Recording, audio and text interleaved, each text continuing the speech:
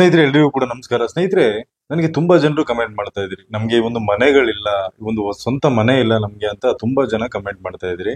ಅದೇ ರೀತಿಯಾಗಿ ಒಂದು ಮನೆ ಒಂದು ಸ್ಕೀಮ್ ಬಗ್ಗೆ ನಾನು ಯಾವಾಗ್ಲೂ ಕೂಡ ನಿರಂತರವಾಗಿ ಇದ್ರ ಬಗ್ಗೆ ನಾನು ವಿಡಿಯೋನ ಮಾಡ್ತಾನೆ ಇದ್ದೀನಿ. ಸ್ನೇಹಿತರೆ, ಯಾವುದೇ ಒಂದು ಮನೆಯ ಒಂದು ಸ್ಕೀಮ್ ಇದ್ರೂ ಕೂಡ, ಈ ಒಂದು ಸರ್ಕಾರದಿಂದ ಸಿಗುವಂತ ಯಾವುದೇ ಒಂದು ಹೌಸಿಂಗ್ ಸ್ಕೀಮ್ ಇದ್ರೂ ಕೂಡ ನಾನು ಇಮಿಡಿಯೇಟ್ ಆಗಿ ನಿಮ್ಗೆ ತಿಳಿಸ್ಕೊಡ್ತಾ ಇದ್ದೀನಿ.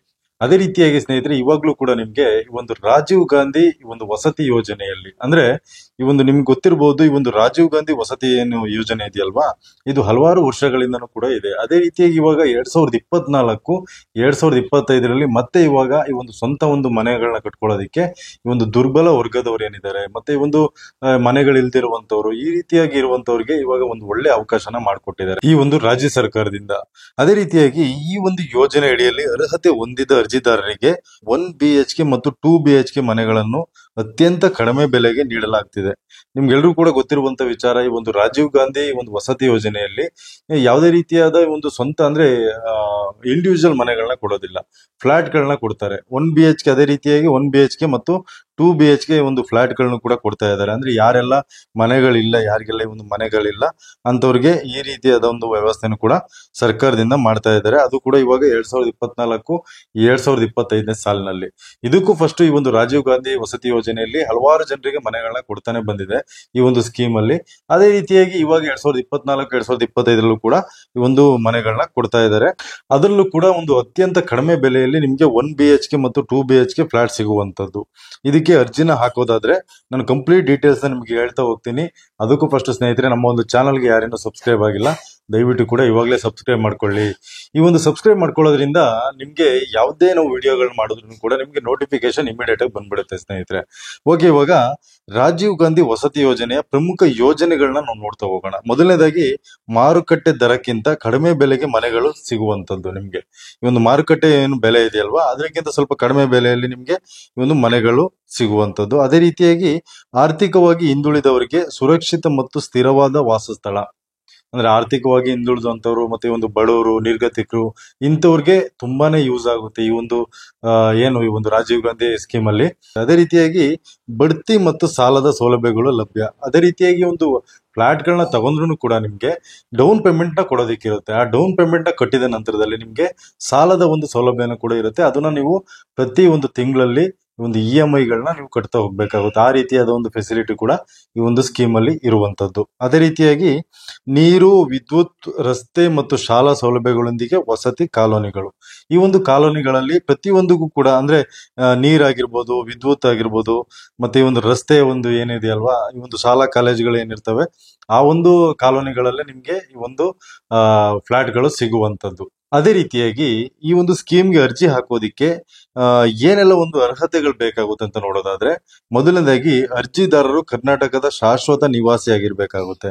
ಅಂದ್ರೆ ಈ ಒಂದು ಕರ್ನಾಟಕದ ಒಂದು ಶಾಶ್ವತ ನಿವಾಸಿ ಆಗಿರ್ಬೇಕಾಗುತ್ತೆ. ಕುಟುಂಬದ ವಾರ್ಷಿಕ ಆದಾಯ ನಿಗದಿತ ಮಿತಿಯೊಳಗೆ ಇರಬೇಕು. ಸಾಮಾನ್ಯ ವರ್ಗದವ್ರಿಗೆ 1 ಲಕ್ಷದ ಒಳಗಡೆ ಇರಬೇಕಾಗುತ್ತೆ. ಈ ಒಂದು ಸಾಮಾನ್ಯ ವರ್ಗದವರಿಗೆ 1 ಲಕ್ಷದ ಒಳಗಡೆ ಇರಬೇಕಾಗುತ್ತೆ ಅವರ ಒಂದು ಕುಟುಂಬದ ವಾರ್ಷಿಕ ಆದಾಯ. ಅದೇ ರೀತಿಯಾಗಿ SC/ST ಸಮುದಾಯಕ್ಕೆ ಸೇರಿದಂತವ್ರಿಗೆ 1.2 ಲಕ್ಷಕ್ಕೆ ಕೆಳಗೆ, ಅಂದ್ರೆ 1,20,000ಕ್ಕಿಂತ ಕೆಳಗಡೆ ಇರಬೇಕಾಗುತ್ತೆ. ಒಂದು SC/ST ಸಮುದಾಯಕ್ಕೆ ಸೇರಿದ್ರೆ ಅಂತವ್ರಿಗೆ 1,20,000 ಒಳಗಡೆ ಅವರ ಒಂದು ಕುಟುಂಬದ ವಾರ್ಷಿಕ ಆದಾಯ ಇರಬೇಕಾಗುತ್ತೆ. ಅದೇ ರೀತಿಯಾಗಿ ಅರ್ಜಿದಾರರು ಯಾವುದೇ ಸರ್ಕಾರಿ ವಸತಿ ಯೋಜನೆಯಿಂದ ಪ್ರಯೋಜನ ಪಡೆದಿರಬಾರದು.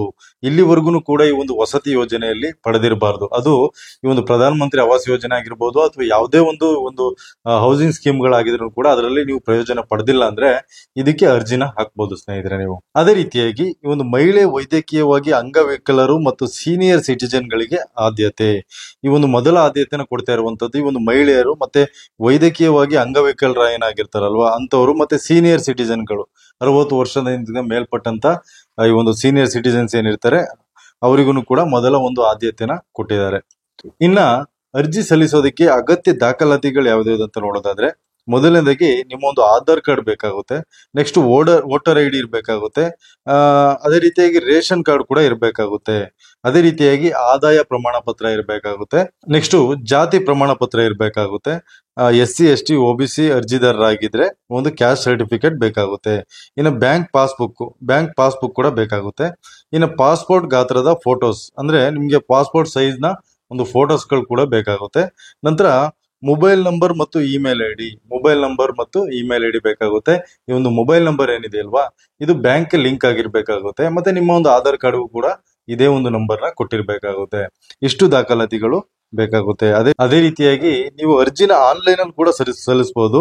ಈ ಒಂದು ಆನ್ಲೈನ್ ಅಲ್ಲಿ ನೀವು ಅರ್ಜಿನ ಹಾಕ್ತೀನಿ ಅನ್ನೋದಾದ್ರೆ ಈ ಒಂದು ashray.karnataka.gov.in ಗೆ ನೀವು ವಿಸಿಟ್ ನ ಮಾಡಬೇಕಾಗುತ್ತೆ. ಆ ಒಂದು ವೆಬ್ಸೈಟ್ ಗೆ ಹೋದ್ರೆ ನೀವು ಕಂಪ್ಲೀಟ್ ಆಗಿ ರಿಜಿಸ್ಟರ್ ನ ಮಾಡ್ಕೋಬಹುದು. ಆ ಒಂದು ರಿಜಿಸ್ಟರ್ ಮಾಡ್ಕೊಂಡ ನಂತರದಲ್ಲಿ ಅಲ್ಲಿ ಕೇಳುವಂತ ಎಲ್ಲಾ ದಾಖಲಾತಿಗಳನ್ನ ನೀವು ಸಬ್ಮಿಟ್ ಮಾಡಬೇಕಾಗುತ್ತೆ. ಓಕೆ ಸ್ನೇಹಿತರೆ, ಈ ಒಂದು ವಿಡಿಯೋ ನಿಮ್ಗೆ ಇಷ್ಟ ಆಯ್ತು ಅಂತ ಅನ್ಕೊಳ್ತೀನಿ. ದಯವಿಟ್ಟು ಕೂಡ ಇಷ್ಟ ಆಗಿದ್ರೆ ನಮ್ಮ ಒಂದು ಚಾನಲ್ಗೆ ಸಬ್ಸ್ಕ್ರೈಬ್ ಮಾಡ್ಕೊಳ್ಳಿ. ಇದೇ ರೀತಿಯಾದ ಒಂದು ಹೊಸ ವಿಡಿಯೋಗಳು ನಾವು ಕೂಡ ಮಾಡ್ತಾ ಇರ್ತೀವಿ. ನಿಮ್ಗೆ ತುಂಬಾನೇ ಹೆಲ್ಪ್ ಆಗುತ್ತೆ ಅಂತ ನಾನು ಹೇಳ್ತಾ ಈ ಒಂದು ವಿಡಿಯೋನಲ್ಲಿ ಮುಗಿಸ್ತಾ ಇದ್ದೀನಿ. ಮುಂದಿನ ವಿಡಿಯೋದಲ್ಲಿ ಮತ್ತೆ ಸಿಗ್ತೀನಿ. ಧನ್ಯವಾದ ಸ್ನೇಹಿತರೆ.